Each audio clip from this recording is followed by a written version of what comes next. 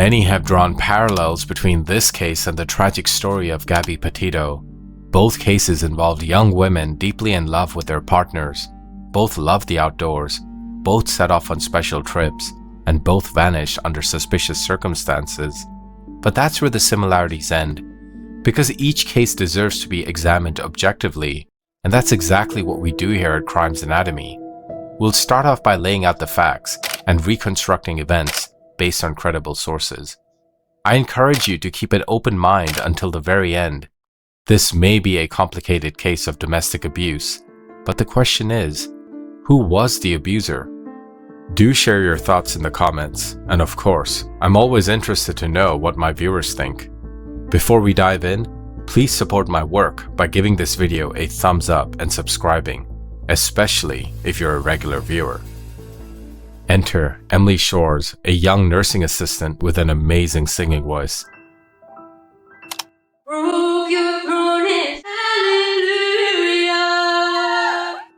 She met Joseph Ferlazzo, a tattoo artist, and like many love stories, it all happened very fast. Within weeks of dating, the couple moved into an apartment in Essex Junction, Vermont, in August 2020. Just 2 months later, in October 2020, they were married. At 22 years old, Emily Ferlazzo had a 2-decade age gap with her 41-year-old husband, Joseph. She worked as a licensed nursing assistant, but dreamed of one day becoming a cosmetologist. When they met, Joseph was struggling financially. He had no permanent residence and was couch surfing at the time, but after their marriage, things seemed to take a turn for the better. Drawn to the idea of freedom and cost-saving benefits, the couple embraced van life. They even purchased a Chevrolet Express shuttle bus and transformed it into a camper they named Rosie. It was supposed to be a symbol of a new beginning, but you'll see, Rosie had a very grim significance later. After 1 year of marriage, Emily and Joseph Ferlazzo planned a trip to Vermont to celebrate their anniversary. Emily was thrilled. She really looked forward to meeting Joseph's sister, Nicole, for the first time. Emily's mother recalled Emily being in high spirits as they packed up their belongings and their dog, Remington, before leaving New Hampshire on Friday evening, October 15th, 2021. But by Monday, October 18th, Joseph Ferlazzo returned to New Hampshire alone. He didn't drive the camper van. Instead, he arrived on his motorcycle to Emily's parents' house at 6 p.m. Adrian immediately sensed something was off. Joseph appeared visibly shaken, but she assumed it was from the cold after riding his bike. She encouraged him to take a hot shower, though her mind was already racing with questions. Where was Emily? Why had he returned without her or the RV? Before stepping into the bathroom, Joseph handed her Emily's driver's license. The gesture sent alarm bells ringing through her mind. Why was he carrying her license? Why hadn't Emily returned with him? When Joseph emerged, Adrian and her husband, David Bass, were waiting. They pressed him for answers. Joseph explained that he and Emily argued inside the camper van around 1 p.m. on Saturday. According to him, Emily stormed out and began walking along Route 2 near the Bolton Valley Resort access road. He claimed he wanted to give her space and left briefly to visit a nearby store. When he returned, Emily was gone. Joseph said he searched the area but couldn't find her, believing she might need more time to cool off. He assumed she'd find her way back home, perhaps by Uber. But now 2 days had passed with no word of Emily. She had effectively ghosted him. Listening to his story, Adrian and David were immediately concerned, and they called the police right away, at 7:15 in fact, with Joseph still present. After dinner, Joseph left the Bass's household, but not before sharing his phone's location with David. David insisted this was simply a gesture to ensure Joseph made it back safely. Interestingly, when Joseph left, he didn't leave the way he came. Instead of taking his motorcycle, he drove off in his red Jeep Wrangler, another vehicle that was parked at the property. Also, before he left, Adrian and David pressed him about the RV's whereabouts. Joseph gave vague, inconsistent answers. The entire interaction felt strange, as though retrieving the Jeep was his priority. not explaining Emily's disappearance. Keep that detail in mind. It will matter later. Adrienne kept in contact with the police. In fact, she had told the investigators that her daughter had been a victim of domestic violence before. She feared Joseph knew far more than he was revealing. Adding to their alarm, Emily's social media had been completely inactive since the trip began. In fact, the last message Emily sent to her family was a simple Facebook message at 8:13 p.m. on October 15th. It would be the final trace of her before she vanished. According to the Facebook location data, Emily's last known whereabouts were logged at 10:14 p.m. that same evening. Growing increasingly concerned, Emily's mother also contacted Vermont State Police, providing them with Joseph Ferlazzo's number. And at 7:33 p.m. on October 18th, Trooper Cody called Joseph. Hey, Joseph, this is Trooper Cody from Vermont State Police. Hey, so, I just got off the phone with your father-in-law, and it sounds like there's some concern about maybe where Emily may be. So, you guys need to drop her off at our house, and So, where did you drop her off? Whereabouts? Okay. And that was Saturday in the afternoon? And about what time was this? Did you drop her off, would you say? Like 12:03. Where did your van break down? Well, it didn't break down. It smoked, and then I brought it to the shop. It's supposed to be an inspection. What shop is that? I'm not the actual name of it. Even. When Emily jumped out of the van, did she have her cell phone in there? Yeah. Alright. Well, I will, really try to find out where she is, and if she's just trying to, ignore, that's fine, but I'd like to at least figure that out, so. If you think there's anybody that I should try calling, just let me know. Okay. Alright. Thanks, Joe. Thank you. As you heard on the call, Joseph's voice on the line was unnervingly calm, even indifferent for someone whose wife was missing. He told the officer that his van was at an auto shop in Virgins, a detail that raised no immediate alarms at the time, but would come back to bite him later. And that night, the police took swift action. They launched a search to find Emily Ferlazzo. Shortly after midnight, they located the couple's RV, and it wasn't at the auto shop, but in St. Albans, Vermont, parked in a residential area. This detail seemed to align more closely with the information Emily had shared with her mother about where they planned to stay. As officers searched the RV, everything seemed normal until the search took a horrifying turn. In the bathroom, beneath the standing shower, they found 8 black garbage bags. Inside the bags were dismembered body parts, a bloody red pillow, and 2 spent bullets. And bag number 4 revealed the most gruesome discovery of all, Emily's head.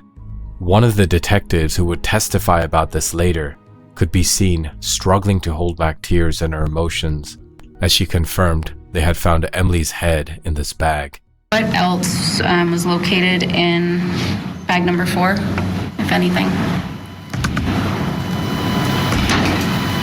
Sorry. Emily's head. Okay. And looking at that, were you able to determine Emily's identity? Yes. And how were you able to determine that? I recognized Emily from photos. Okay. The RV was promptly seized and taken to the St. Albans Police Barracks for further investigation. Around the same time, police received a 911 call. A man named Spencer Lemons claimed to know Joseph Ferlazzo and reported that Joseph had confessed to killing his wife. The manhunt was on. By midday on Tuesday, Vermont State Police issued a statewide alert, naming Joseph Ferlazzo and the couple's dog Remington as missing.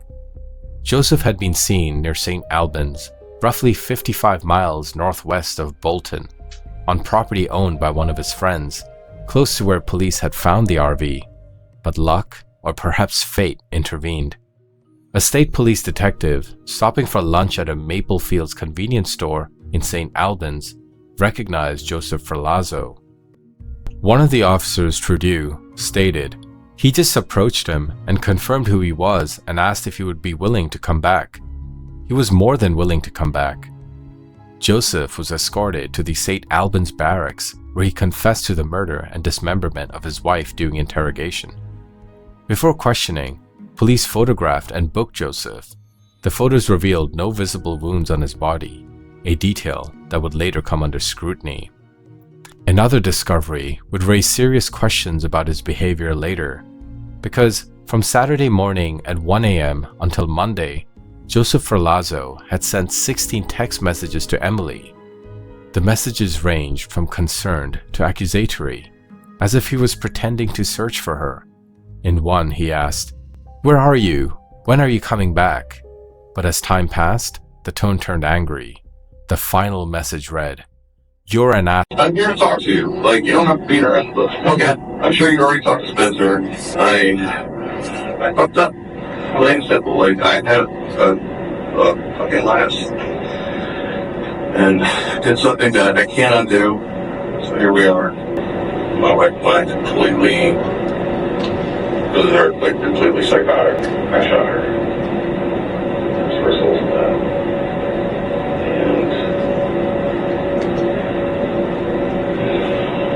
And now here we are. Where did that happen?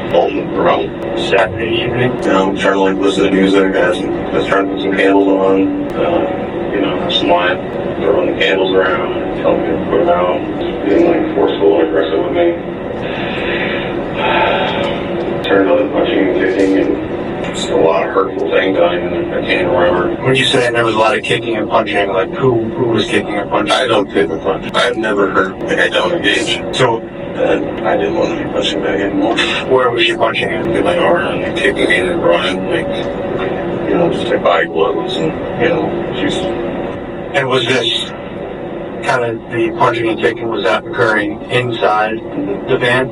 I heard you say that you shot her, so explain how that incident continued. I just know that I sat down and like something inside my head just I remember feeling really warm and I remember feeling blurry. Something inside me said enough is enough. What did you shoot her with? This Glock pistol. Whose Glock is it? It's my Glock. Where is the Glock now? In the bus. It's in the bus.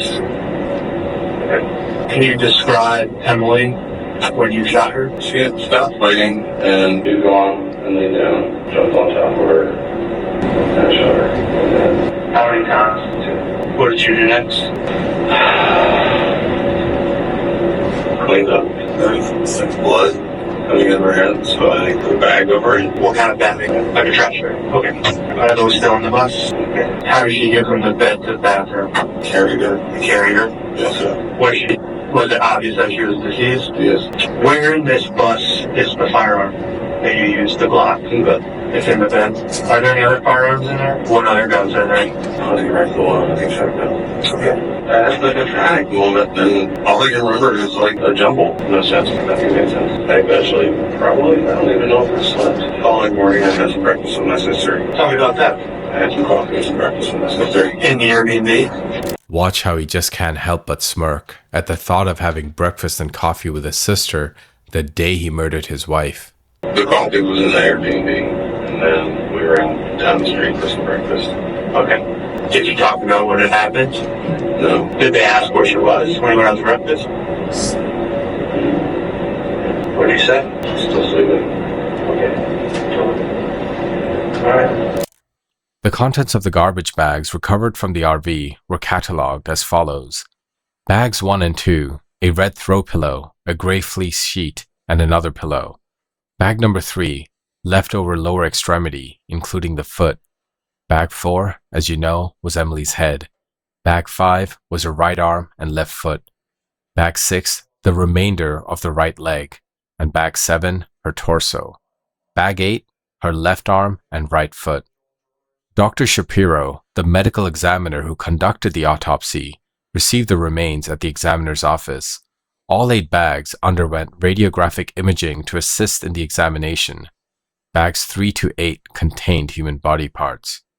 The autopsy pointed at 2 fatal injuries, 2 gunshot wounds to the head, with the entry wounds indicating a trajectory from left to right. The postmortem injuries showed 18 stab wounds distributed as follows: 1 wound to the chest, 8 wounds to the abdomen, and 9 wounds to the back. Emily appeared to have been stabbed, and the toxicology results showed no significant substances detected apart from traces of nicotine, marijuana, and caffeine, which was consistent with Emily's habits, but no alcohol was found in her system. The cause of death was determined to be homicide by gunshot wounds to the head. During the investigation, police recovered bloody knives and a saw believed to have been used in the dismemberment.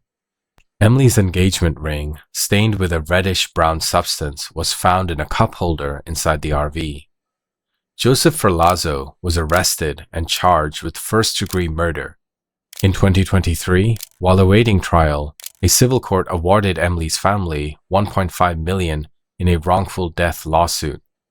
And although the family is unlikely to collect any of the monetary award, they successfully regained custody of the couple's dog, Remington. Joseph Ferlazzo's murder trial began in December 2024, with the state presenting testimony from 15 witnesses. The defense called only one: Joseph himself. My name is Spencer Lemons. I live in Sheldon, Vermont. I've lived there 10 years. He was a friend of mine.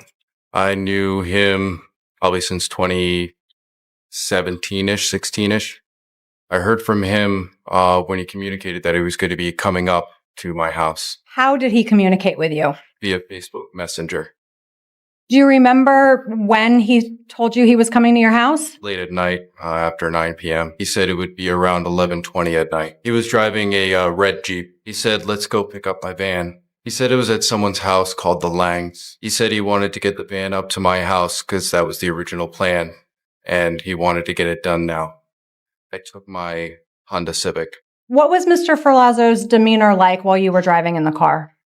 He was quiet. I did ask him if there was anything going on, and he seemed a little distraught. He said, "I just want to get to the bus." And so I had him point the directions out to me as we went. About 30 minutes. We went in St. Albans. He gave me directions to where to go. He arrived at where his bus was parked, and I assume that's the Langs. I saw several patrol SUVs parked outside the residence, 3 or 4.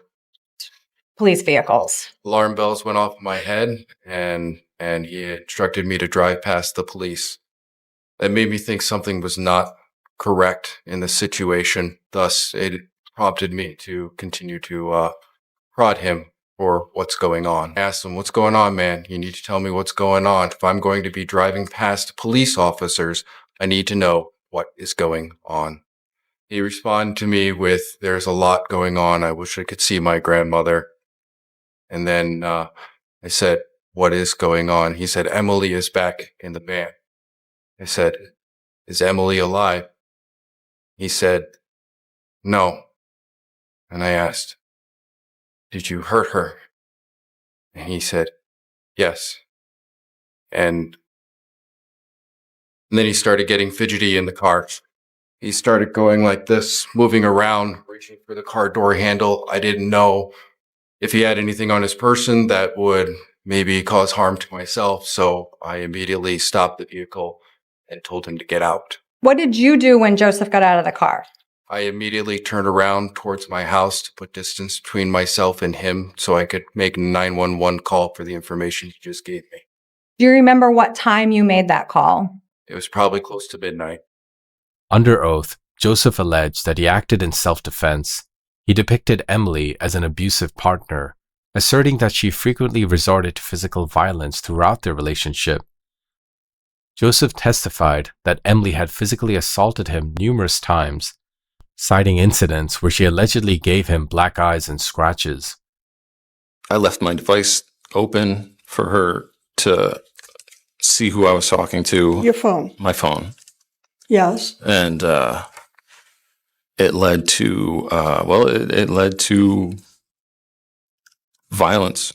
Explain what you mean Like by physical abuse started coming into our relationship, where she would go through my phone and then respond by beating on me. Do you remember the first time that may have happened? Yes, I do. Tell me about that, please.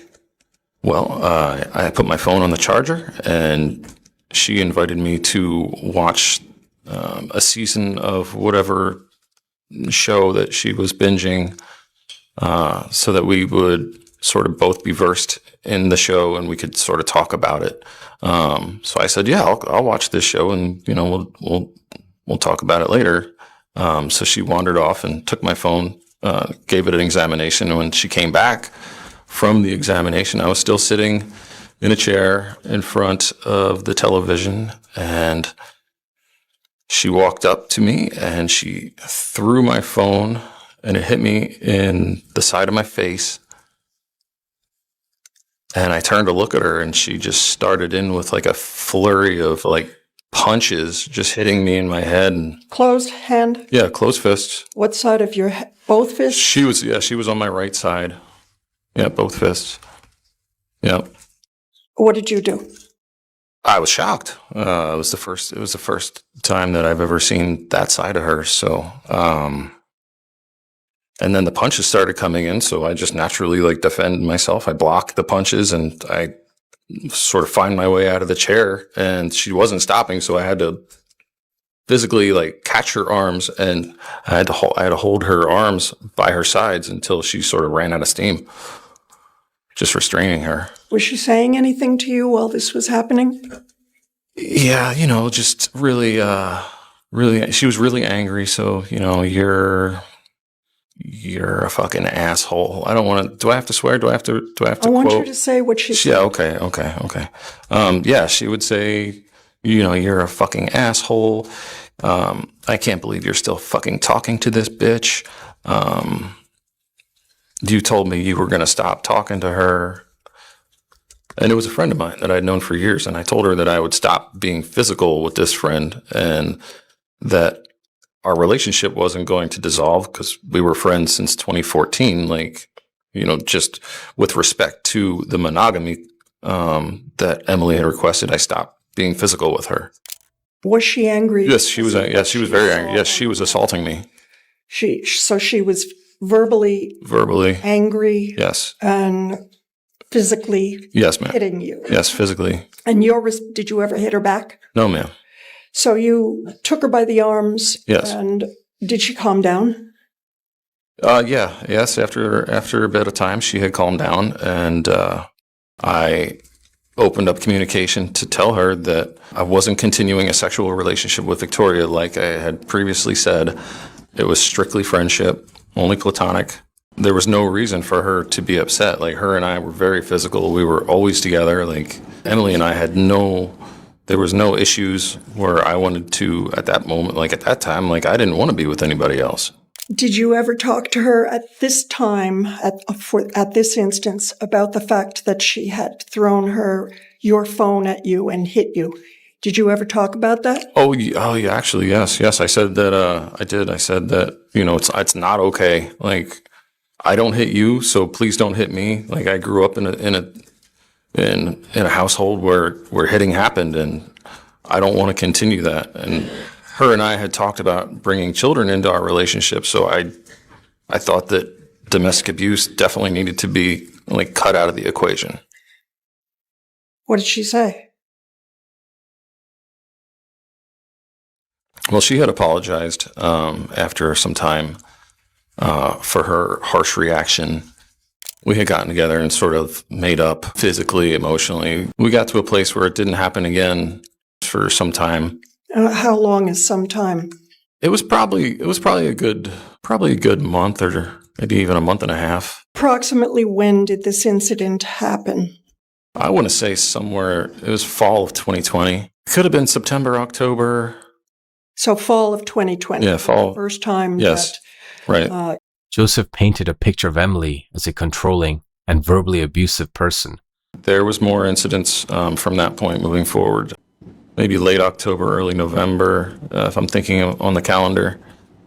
Hard to say exactly, but there was another instance where I recall I was sitting on the bed in our bedroom. I was sending a text message. I think it was an Instagram message, but I was messaging a client.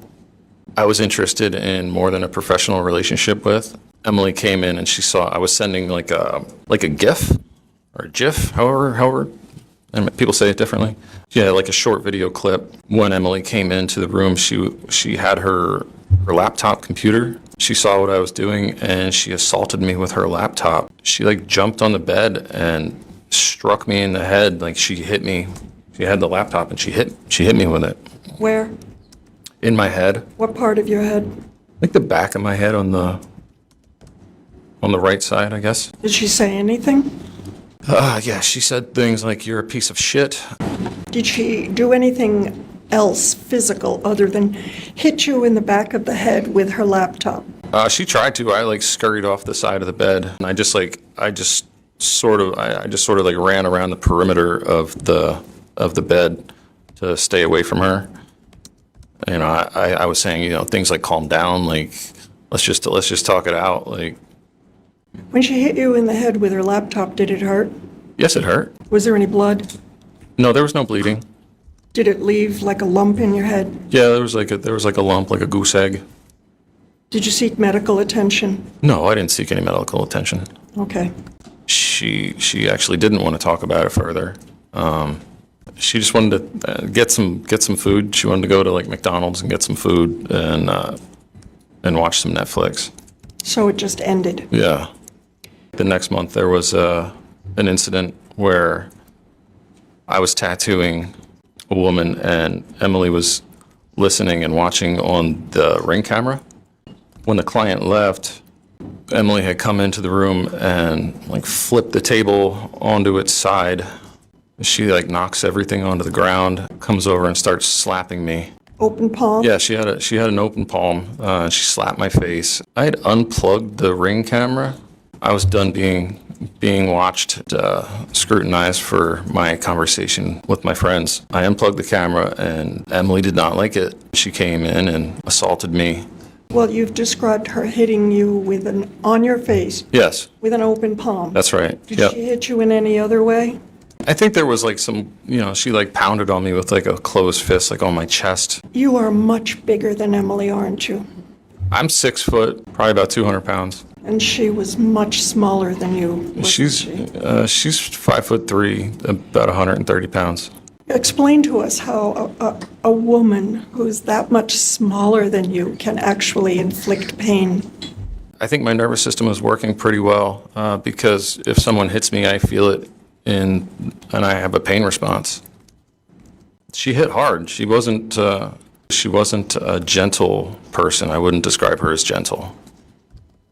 Like I said, we were talking a lot about introducing a child, and I thought if you're going to hit me, you're going to hit the child. I'd seen her kick my dog on occasion, and you know, I was like, I was in love with her, and I wanted to move forward with our relationship and have a baby, and I was scared for the baby. What did you do after she started hitting you and gave you a black eye? I had to grab her by the arms. I remember this incident. She felt, I don't know exactly how to describe it. It felt like she started doing steroids, like, or something. Like she had so much strength that I had to hold her so tightly that I almost thought that I couldn't even hold her. Like she was like sweating and flailing and cursing, and it was an event. I told her that I was concerned for my own physical health because she would tell me, you know, graphic details about how she felt after intercourse with said individual. I told her, I said, I don't want to get whatever he has. I'm an independent person. I'm a very private person. I don't want to dump my crap on other people. According to Joseph, the fatal altercation occurred after a heated argument. He alleged that Emily had been drinking and smoking, behaviors that escalated her aggression. He claimed she kicked their dog and then turned her anger towards him. Joseph described himself as a punching bag. She was coming at him with a gun, and he shot her in self-defense. Now, remember the autopsy findings? They revealed no traces of alcohol in Emily's system. This undermined Joseph's account that she was drinking before they had a fight. Joseph and Emily had met through a mutual friend, Lauren, during a piercing apprenticeship that Joseph was conducting. At the time, Joseph identified as polyamorous, openly seeking multiple romantic and sexual relationships. Emily, however, insisted on monogamy, especially as the relationship progressed towards marriage. Joseph claimed that when they got married, they agreed on a poly clause stipulating a temporary period of monogamy before he could revert to his preferred lifestyle. No written evidence of this agreement has ever surfaced. Joseph recounted several moments of alleged abuse, which he used to justify his actions on the day of the crime. However, inconsistencies in his testimony and forensic evidence would challenge his narrative as the trial unfolded. Joseph portrayed himself as the ultimate victim who had reached a breaking point. However, Emily's mother provided a starkly different narrative, stating that her daughter was often seen with bruises on her body. These injuries, according to Emily's mother, resulted from arguments over Joseph's infidelity or his self-described polyamorous ways. Emily's mother also mentioned that Emily often considered leaving the marriage due to these issues. Key evidence contradicting Joseph's claims. Photographs taken from the police on the day of Joseph's interrogation showed no marks or bruises on his body, raising questions about his claims of being physically abused throughout the marriage. Furthermore, reports indicated that Emily had visible injuries consistent with domestic abuse, not Joseph. Crying in the courtroom. Observers noticed that Joseph appeared to be crying during his testimony. In one instance, he described the killing as terrible and claimed, "I'm very emotional right now." So what really happened that night? Well, according to the state prosecutors, on October 15th, 2021, the evidence presented a very different story. This is what they believed happened. Joseph and Emily arrived in Vermont at the Bear Run condos at 7:20 p.m. They parked at the condo complex and met with Nicole for about 15 minutes inside the van, planning to catch up, watching Netflix, and hanging out at the Airbnb. An argument erupted between Joseph and Emily. Joseph brought Emily to the same condo complex where his ex-wife lived, coinciding with their one-year wedding anniversary. Tensions escalated when Emily expressed frustration over Joseph's lack of monogamy. She told him she was done, that she no longer wanted to be with him and intended to leave. At 12:01 a.m., Joseph turned off his phone. Emily lay down in bed while Joseph sat on the couch, stewing over their argument. He spent 5 to 10 minutes planning his next move. By this time, Joseph decided Emily could not leave him. He retrieved his Glock 19 with a silencer from the closet and approached the bed where Emily was lying with her head on the pillow, scrolling on her phone. Joseph used a throw pillow to muffle the sound and fired 2 shots into the left side of Emily's head, killing her instantly. The evidence contradicted Joseph's claim that Emily had a gun. Both pistols recovered from the scene belonged to him, and forensic evidence showed Emily was lying down when she was killed. After the murder, Joseph turned off Emily's phone and placed a Market Basket shopping bag over her head, securing it with a garbage bag, likely to collect her draining blood. He then moved her body to the shower and cleaned up the crime scene. Joseph replaced the bed linens, disposed of the bloody items in garbage bags, and turned his phone back on at 1:35 a.m. Despite the murder, he continued with routine activities, texting his sister about breakfast plans and recommending a restaurant. Joseph and his sister went to Maxie's for breakfast, where he claimed Emily was still sleeping. Later, he drove the van to St. Albans, parked at his friend's property, and fabricated a story about Emily leaving him. He spent the day tattooing his sister and sent Emily's phone a message. "Whatever, I'm going to spend time with Nikki while I can. Call me." Over the following days, Joseph dined out, went shopping, and socialized as if nothing had happened. He dismembered Emily's body using a serrated saw, placing the remains in garbage bags. On Monday morning, before leaving for New Hampshire to retrieve his Jeep, he sent Emily's phone one final message. "You're an asshole. I don't deserve this shit." This was not the first violent death associated with Joseph Ferlazzo Jr.'s family. In 2009, his stepmother, Young Hee Lim Ferlazzo, was stabbed to death in her Pennsylvania home.